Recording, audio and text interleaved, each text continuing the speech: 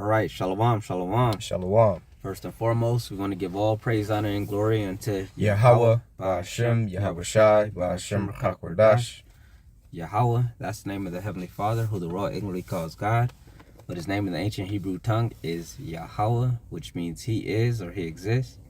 Ba'ashem is in the name of Yahweh Shai, that's the name of his only begotten Son, who the world ignorantly calls Jesus Christ. But his name in the ancient Hebrew tongue is Yahweh Shai, which means he saves or he delivers. Ba'ashem in the name of the Ruach HaKodesh, which is the Holy Spirit. We want to give double honors to the apostles and elders of Great Millstone who taught us this truth. Peace and blessings to the hopeful elect of the nation of Israel, which consists of you so-called Negroes, so-called Latinos, and so-called Native Americans. This is your brother Zion Ba. I'm here with the beloved brother Shemai Ba. Shalom. And we're coming back at you with a quick lesson.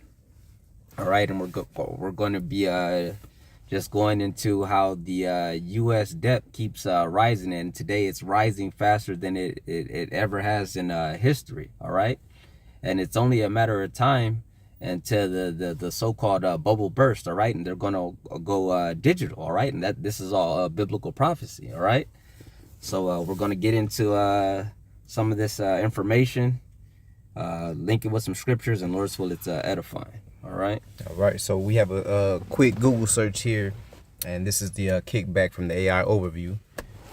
So it reads, the statement that the U.S. debt increases by $1 trillion every 100 days is an oversimplification, but it reflects a recent accelerated rate of debt accumulation. Specifically, the debt has been increasing by about $1 trillion every 100 days, or so in recent periods, as seen between June and early March of 2024, and again in early October 2025, though the exact timing can vary. It says, recent trends in early 2024, it took roughly 100 days for the national debt to increase by $1 trillion. More recently, in October 2025, the debt reportedly surpassed $38 trillion. And that's the highest number in which it has ever been, you see? It says having added $1 trillion in just 2 months, which is an even faster pace than before. So that's $1 trillion in 60 days.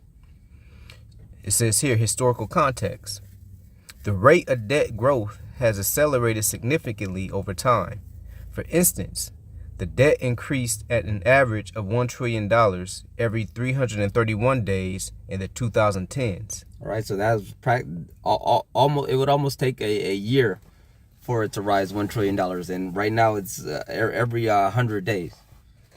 And $1 trillion every 716 days in the 2000s. Which is a little under 2 years. All right, so this is gradually increasing, and that the time is getting shorter and shorter, you see? It says here, causes.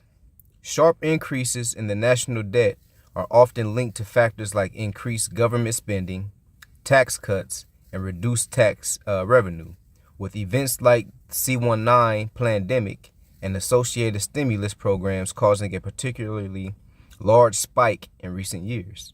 So you're paying for that little check that they sent you. You're currently paying for it now, in layman's terms. Right. Hence is why the squeeze on your finances is so great right now. Okay.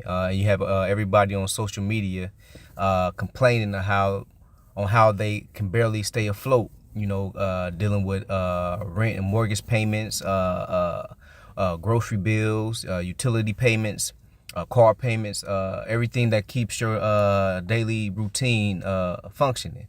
Okay, you have to start making life-changing decisions now, whether you're going to pay your rent or whether you're going to pay to keep your lights on, you know. Yeah, instead of filling up your tank, and all of a sudden now you're getting a half a tank just so you can afford a few groceries to see you for the next few days. Right. You see? It says here, implications. This rapid pace of borrowing has led to concerns about economic stability, potential impacts on borrowing costs for consumers, and the long-term burden of the debt. So now we can get that other one as well, because this this next one shows the effects that the quick rise of the debt is the practical effect that it has on your day-to-day lives. Now it says here, a rapidly rising U.S. debt poses risk, including a fiscal crisis, higher interest rates for consumers and businesses, decreased private investment, and potential cuts to social programs. All right, so higher interest rates. So that's everything from your credit cards, your car loans, mortgages, business loans. Business loans also, it says cuts to social programs. All right, i.e. your SNAP, which is it's been large in news cycles as a recent. All right. It says here, a lack of investor confidence could trigger a global financial crisis, weaken the dollar, and lead to higher inflation and slower wage growth. And that's critical to understand, because it's not necessarily that things are getting more expensive. No, it's the value of the dollar that's decreasing. Right. Okay, it takes more dollars to buy simple things now. You know, what would have cost you $2.50 in times past may cost you $7 now, so you can understand. But it reads on. The long-term danger is an unsustainable path that constrains future investment, growth, and flexibility to respond to crisis. So it is unsustainable. All right. The further they go, the debt keeps going higher. Inflation keeps going higher. They keep increasing taxes. All right, and this is all. They start cutting programs, and all this is just to stay afloat, not to decrease the debt, but just to literally keep things going as the quote unquote status quo. Right. So it says here, immediate and long-term economic effects. It says higher borrowing costs. The government's need to borrow more can drive up interest rates, making mortgages, car loans, and credit cards more expensive for individuals and businesses, crowding out private investment. When the government borrows more, less capital is available for private companies to invest in, which can lead to slower economic growth. Potential for higher taxes. Increased borrowing can eventually lead to higher taxes for citizens to pay down the debt. So inflation is causing the dollars to be worth less. And not only that, they're going to be taxing said dollars even more. Mm-hmm. Putting the strain, even stronger death grip on the Babylonian people. Reduce social safety net. A larger portion of the budget may be needed to pay interest on the debt, potentially leading to cuts in programs like Social Security, Medicare, and education funding. Now it says here, risk to the U.S. and global economy. Risk of fiscal crisis. If investors lose confidence in the government's ability to manage its debt, they may demand higher interest rates. This could lead to a debt crisis, destabilizing the economy and eroding confidence in the U.S. dollar. So you see that? Destabilizing the economy. Eventually that dollar is going to crash. This can only go on for so long. All right? They can only put the Band-Aid on the problem for so long. You see? It says global financial instability. A breakdown in the U.S. Treasury market could trigger a global financial crisis, impacting international markets and potentially causing a worldwide recession. Because the U.S. dollar is the world reserve currency. Everything's based off the U.S. dollar. So once the dollar goes, i.e. the rest of the global economy, all right, which is going to bring forth that global change where they're going to switch and go digital. It's only a matter of time. Once again, this is biblical prophecy. Weaker dollar. A loss of confidence can weaken the dollar, which can fuel inflation within the U.S. Reduce economic competitiveness. Higher costs and lower investment can lead to more expensive goods and services and slower wage growth over time. It says, what happens when the debt grows faster than the economy? Unsustainable trajectory. When debt grows faster than the economy, it indicates an unsustainable fiscal path. Limited crisis response. High debt reduces the government's flexibility to respond effectively to future crises, such as natural disasters or wars. See, it's i.e. That typhoon that hit Alaska. Those people received zero aid.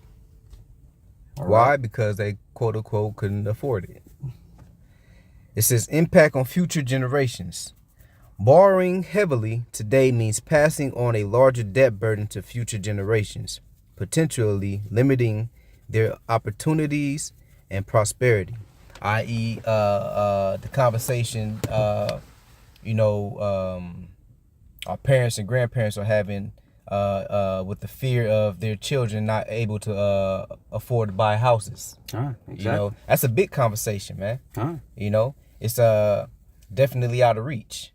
You know, not only buying houses, but, you know, starting their own business, you know, doing for themselves. You know, they're going to have to be just cogs in the machine, so to speak. You know, living check to check and paying these high rental rates, you know, things of that nature. You know, so the opportunity is definitely dying, and prosperity is absolutely a thing of the past, man. There's no more prospering here in Babylon the Great. Everything is coming to a screeching halt for the sake of transforming this society into a technocratic rule. Okay. So now we'll get into a few precepts. All right. Hey, you want to get that? Want to go to Habakkuk first? Yeah, you can do that. Come on. So this is the prophet Habakkuk, chapter 2. And I'll begin at verse 4, bro. Now it says here, behold, his soul which is lifted up is not upright in him. Who is this talking about? Esau, Edom, the self-proclaimed white man. You see? It says, but the just shall live by his faith. All right, the just ultimately being the elect. All right, we're gonna live by our faith. All right, faith in Yahweh Hashem Yahushai to see us through everything. It says, yea, also, because he transgresseth by wine. His philosophies, his democracy, so on and so forth. He is a proud man, neither keepeth at home, who enlargeth his desire as hell, and is as death, and cannot be satisfied. That's Esau, Edom. All right. They're greedy, covetous. They cannot be satisfied. He heapeth unto himself all nations. You see. Right, as it's about to explain. But gathereth unto him all nations, and heapeth unto him all people.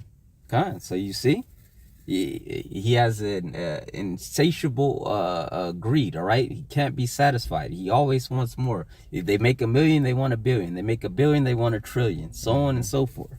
All right. Let me get verse 6 real quick, bro. Read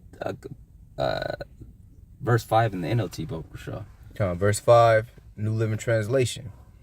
It says, wealth is treacherous, and the arrogant are never at rest.